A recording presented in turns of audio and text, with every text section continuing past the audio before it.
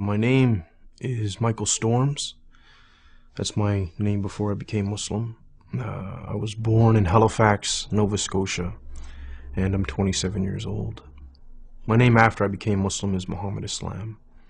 My childhood was very difficult. My family, I came from a very violent background. Um, my family are criminals, you could say. Very bad people. So that was my upbringing. Crime and violence, drugs, things like this. I don't know my father. My father left when I was 2. My mother deported him back to the States. And it was me and my 2 sisters with my mother. And then there's my uncles and my cousins, and they're kind of like always living where we were living. And it's a really tight-knit family, right? With relation to bad stuff.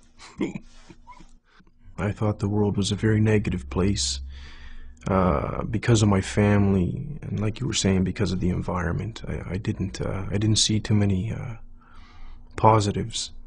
So, and you could also say that my family kind of restricted my access to other things.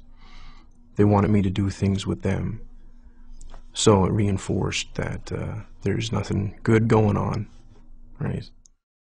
When I was younger, I felt afraid, but then when I grew up a little bit, it became pretty normal. And so the people in my family I wasn't afraid of anymore. I was part of the team. But initially, yeah, because when you're young, you're pure, right? And to be bombarded with a lot of bad things makes you uneasy. Like any hardship, you get accustomed to it, though, right?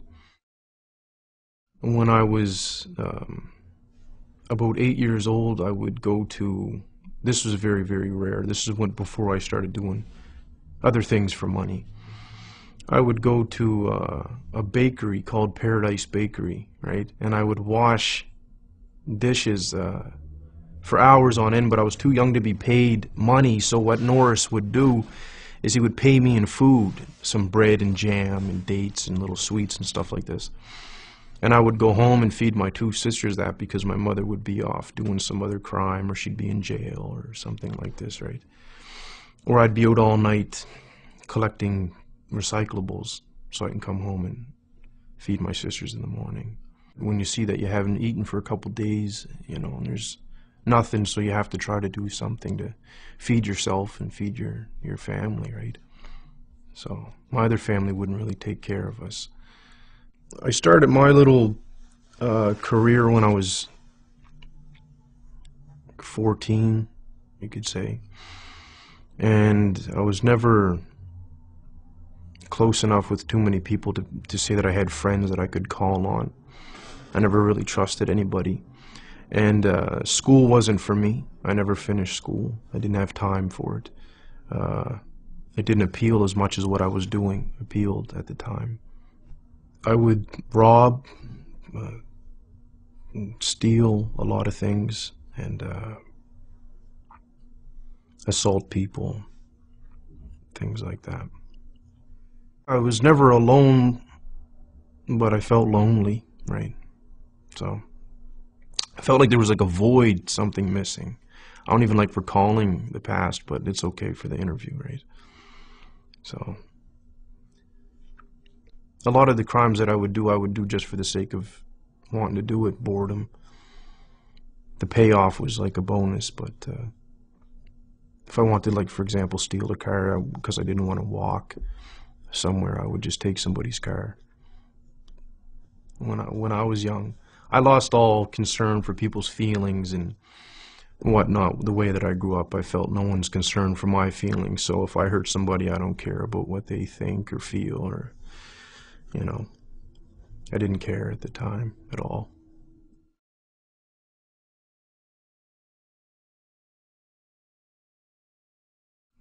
I was in my cell. It was towards the end of my sentence. I was just about to get out. And I didn't want to, I wanted to do something else. I didn't want to continue being bad, you could say. And so the way that I started to ask questions when I was by myself was along the lines of, I don't know if there's a God or if you exist, or I could be talking to myself for all I know. I don't know why I'm alive. Things like this. But if there's a reason why I'm alive, or if I'm not talking to myself and there is a real creator, as people would call it, can you show me why I'm alive? And then I would just talk and say, for example, I stressed the point that I needed it to be shown to me because I didn't trust anybody, let alone somebody telling me about God, right? I had a brother named Ahmed talk to me about Islam initially, but again, he told me, so I didn't believe him. And he would mention things like heaven and hell, and I didn't believe what he was saying until I had a dream of both the places. And even then I was being resistant. I was like, maybe that was a fluke and this and that, right? I had a dream of the Prophet Muhammad, peace be upon him.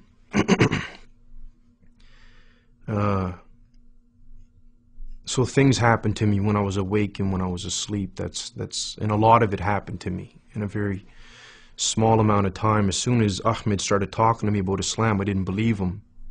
Allah already knew that I wouldn't believe him, but that was like Islam, Muhammad, Allah, and it's like whatever.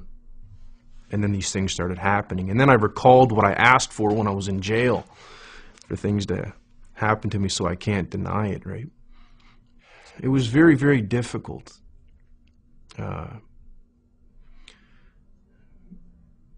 Doing what somebody else wanted you to do. It was so difficult for me, right? Even God. You know, I struggle with it even today. It was very, very, very difficult. And I went into the masjid and I sat down and actually I sat down I was on my knees and just sitting back like people do when they're finished for the prayer. And I just started crying, right? And I was crying and crying and crying and crying and crying and drooling. I couldn't control myself, right? So it was like 20 years of betrayal and stress, violence and anger and all these things built up, and then it's like Allah allowed me to just get rid of it all. And I cried for a very, very, very, very, very long time, right? And I mean, I couldn't move, right? I was just crying. And then I remember saying at the end of it, you know, all right, I'll try to do, you know, what you want me to do. I am most pleased that I pray. Yeah, it's important, very, very important. A feeling of safety from Allah and from His punishment, you could say. That's what I get out of it, like a calmness and that I'm all right for right now until the next prayer comes in, or until tomorrow. My future, I see it as positive in the dunya because it's going to be controlled and very simple, and that's why, you know, that's my positive future here. Very simple lifestyle, that's positive. Don't hurt nobody. Don't get hurt. Inshallah, if I get forgiven in the next life, that's what makes me feel really positive, right? If I get forgiven, it'll be great, inshallah. La ilaha illallah, la ilaha illallah, la ilaha illallah, la ilaha illallah, la ilaha illallah, ya Rabbi khudh biyadi. La ilaha illallah, la ilaha illallah.